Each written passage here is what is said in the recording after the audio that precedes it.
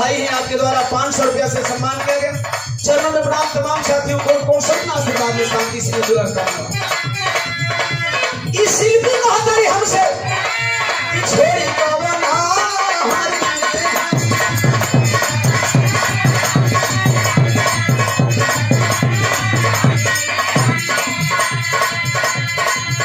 अरे छोड़ी पवना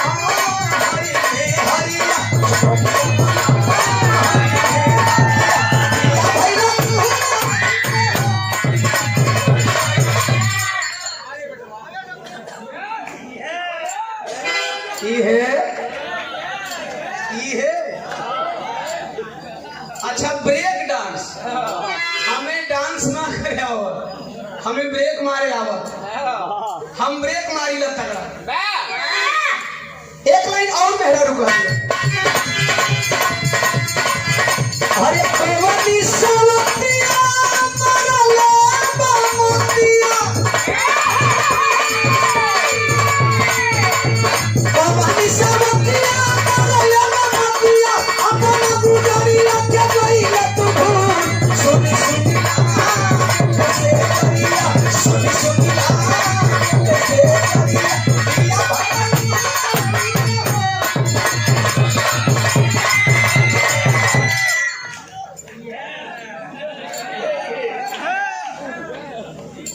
भयल हूँ अबे ना भयल दोनों का मन एक दूसरे में ना मानो वैसे हम रात भर में एक दूसरे हिला हिला अब इन मन हिलवावे को जेकर जेकर इच्छा है कि नहीं हम दोबारा ले तिबारा हिलाई हाथ उठा के बताओ तब हिलाई। अच्छा तो नौका नौका बुढ़वा बाबू लोगन का मन करत है।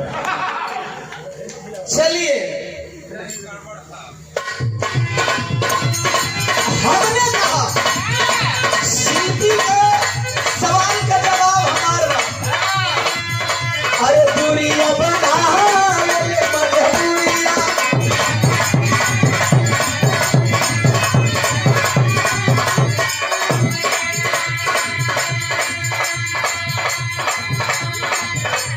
चौहान चाइनीज मदना राजा तालाब वही राजा तालाब ले लो। फेसबुक फ्रेंड है भाई साहब, फेसबुक पे देखे समय अभाव के चलते आज हमने क्लिप डाला तो कला भैया देखली तो चली चली 40-45 किलोमीटर दूर ले आए। बड़ा ये प्यार है आप लोगों का। भाई के द्वारा 100 रुपया बहुत बहुत सा प्रणाम लगे आए हैं तमाम साथियों को कोट सपना से बाद में शांति श्री द्वारा कामना बा परदेसी पति।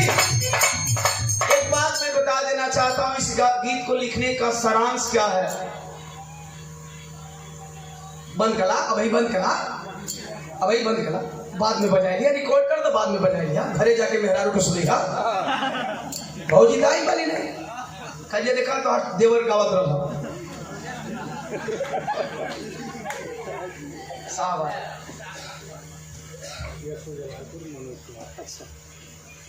आदरणीय यशो जलालपुर मनोज कुमार सिंह जी पुनः 500 रुपए इस भाव पे जरा जोरदार तालियों से स्वागत है। सुरक्षा की दृष्टि से आए हुए ओम प्रकाश दीवाना का हौसला भी बढ़ा रहे हैं। जय हिंद आए हैं तमाम आवाम को बहुत बहुत साधुवाद।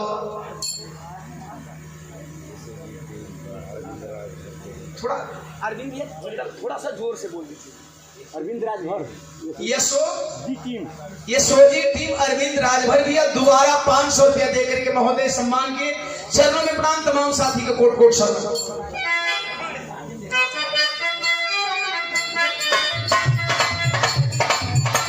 कमलेश कुमार प्रबंधक देव पब्लिक स्कूल कुल्लापुर, सूरज यादव जी नहोरा 250 रुपया, दोनों गार्जियन के द्वारा 500 रुपया सम्मान किया गया। चरणों में तमाम साथियों को बहुत बहुत साधुवाद आशीर्वाद में शांति से दुलार करना।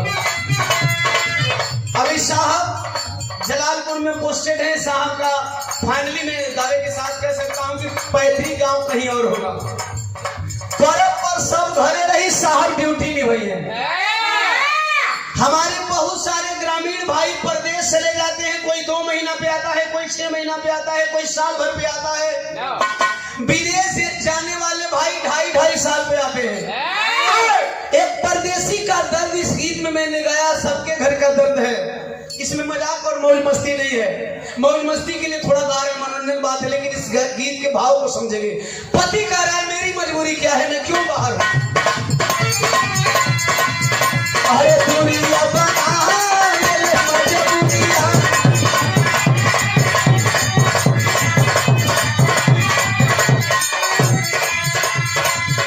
अरे दुनिया बना ले मजबूरियां, दुनिया बना ले मजबूरियां, अरे बछड़ा वेला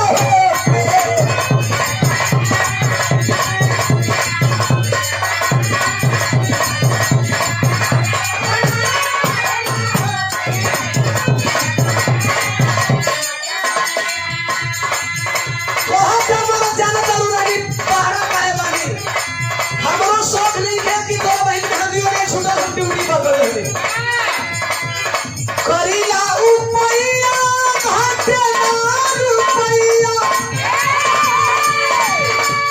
करीला उपैया घाटे ना रुपैया, छछनीला हम हुकर के अंधे, धन धनी पूजा होला चरिया, धन धनी पूजा होला चरिया, भरवा छोड़ा वेला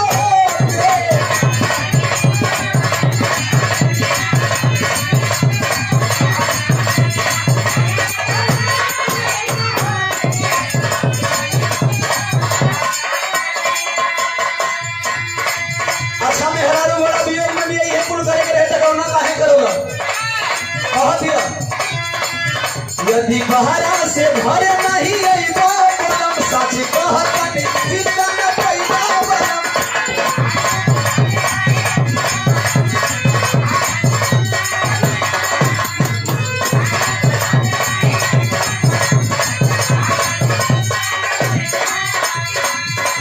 मौजी कहे यदि बहरा से भरे नहीं अइबो बलम, सच कहत बानी जिंदा न पैबो बलम।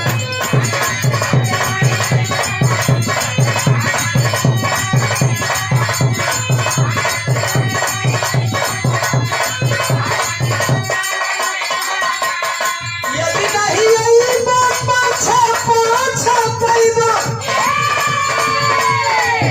अरे लेट यदि होई जाई फसई पे धूल, दिलवन लागेला सावरिया, दिलवन लागेला सावरिया, अरे बछड़ा वेला होते।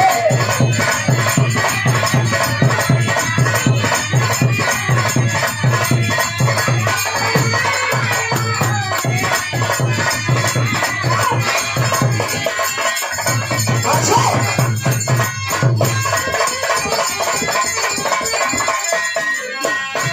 सोहान चाइनीज मकरा से 100 रुपया दे करके भैया सम्मान के लिए भैया को प्रणाम। तमाम साथी को सब आशीर्वाद के साथ इसने द्वार कामना।